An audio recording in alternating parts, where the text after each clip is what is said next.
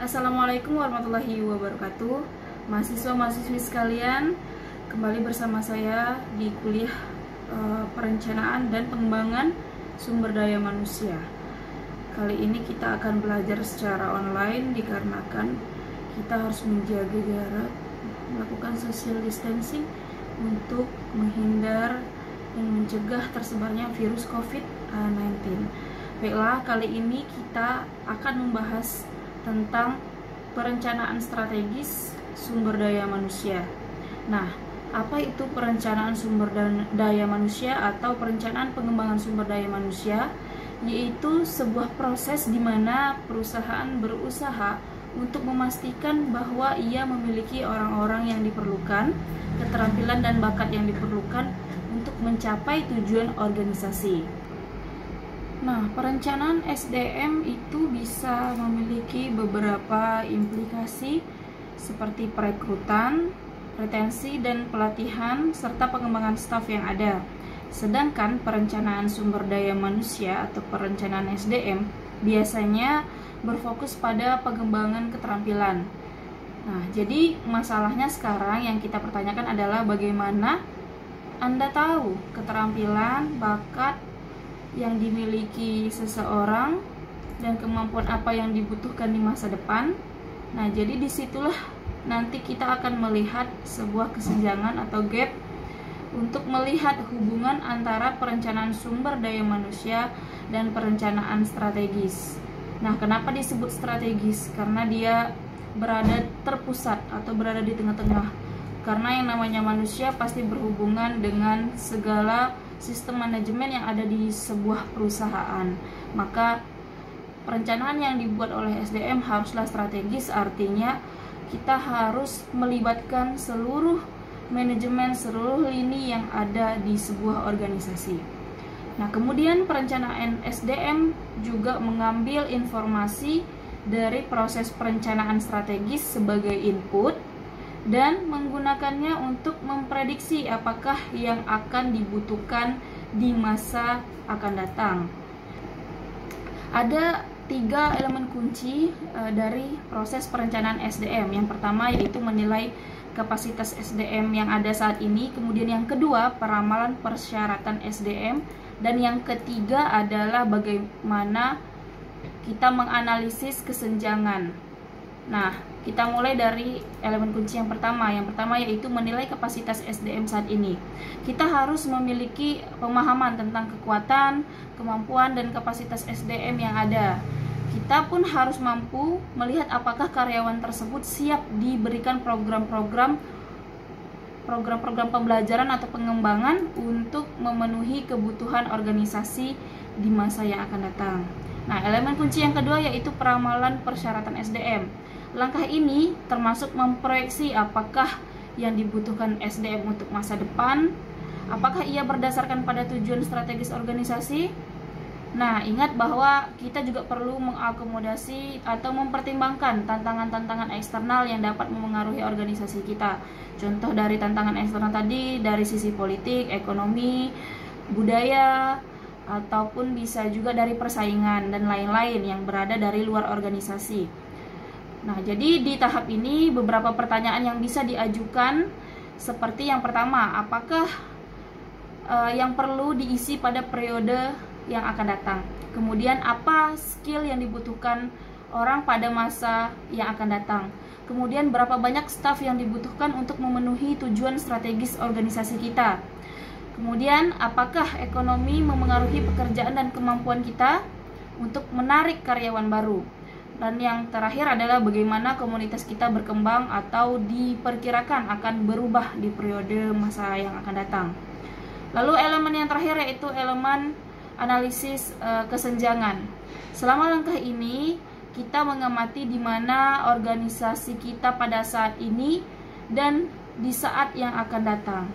Nah, lalu kita identifikasi hal-hal seperti jumlah karyawan, evaluasi keterampilan, dan membandingkannya dengan apa yang akan dibutuhkan untuk mencapai tujuan masa depan organisasi. Nah, selama fase ini Anda juga harus meninjau praktik SDM, di mana saat ini dan mengidentifikasi apa yang Anda lakukan yang berguna dan apa yang dapat Anda tambahkan yang akan membantu Anda mencapai tujuan. Nah, pertanyaan yang dapat dijawab dalam tahap ini meliputi yang pertama seperti pekerjaan baru apa yang akan kita butuhkan, lalu keterampilan baru apa yang akan kita butuhkan, dan apakah karyawan kita memiliki keterampilan yang diperlukan. Kemudian apakah karyawan saat ini selaras dengan kekuatan mereka, dan yang terakhir apakah praktik SDM saat ini memadai untuk memenuhi tujuan masa depan kita. Baiklah, sekarang kita bahas ada strategi-strategi SDM yang dapat kita lakukan untuk memenuhi tujuan organisasi. Ada 5 strategi SDM yang dapat kita pertimbangkan. Yang pertama, strategi restrukturisasi. Ini termasuk pengurangan staf, pengelompokan tugas untuk menciptakan pekerjaan yang dirancang dengan baik, dan mengatur ulang kelompok kerja untuk melakukan supaya lebih efisien. Kemudian strategi pelatihan dan pengembangan. Ini termasuk memberikan staf yang saat ini ada di organisasi, kita berikan program-program pelatihan dan pengembangan mencakup peran baru yang ada di organisasi. Kemudian yang ketiga yaitu strategi rekrutmen. Jadi kita merekrut karyawan-karyawan baru yang sudah memiliki keterampilan yang dibutuhkan organisasi di masa akan datang. Kemudian yang keempat, strategi outsourcing. Ini termasuk penjangkauan kepada individu atau organisasi eksternal untuk menyelesaikan tugas-tugas tertentu. Kemudian yang kelima yaitu strategi kolaborasi. Ini termasuk berkolaborasi dengan organisasi lain ya atau perusahaan lain untuk belajar dari cara orang lain melakukan hal-hal tertentu. Ya, ini juga memungkinkan karyawan untuk memperoleh keterampilan dan pengetahuan yang sebelumnya tidak ada di organisasi mereka sendiri.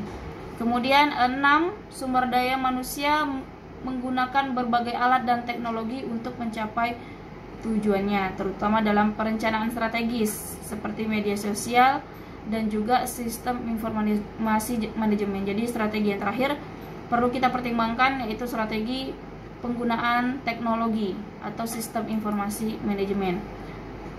Nah, kemudian media sosial umum yang biasanya digunakan dalam bidang SDM seperti LinkedIn, Facebook, dan Google+. Kemudian sekarang juga banyak aplikasi dan situs-situs yang membantu SDM dalam melakukan pencarian tenaga kerja. Nah, sistem informasi manajemen atau manajemen information system yaitu sistem pemrosesan informasi terkomputerisasi yang dirancang untuk mendukung kegiatan manajemen perusahaan atau organisasi. Program-program ini membantu para profesional dalam manajemen catatan, administrasi tunjangan, dan pertanyaan perekrutan dan penempatan tim.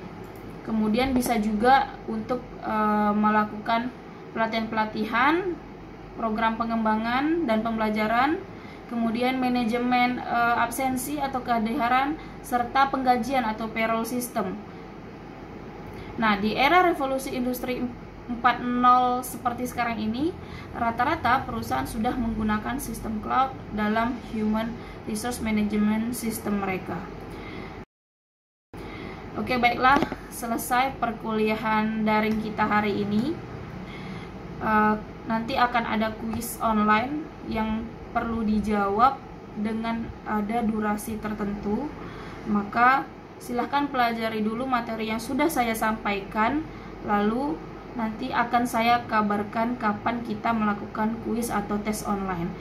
Baiklah, selesai dulu pertemuan kita. Ketemu lagi minggu depan. Semoga semuanya sehat dan selamat, tidak ada yang terkena virus COVID-19. Sampai sini pertemuan kita. Assalamualaikum warahmatullahi wabarakatuh.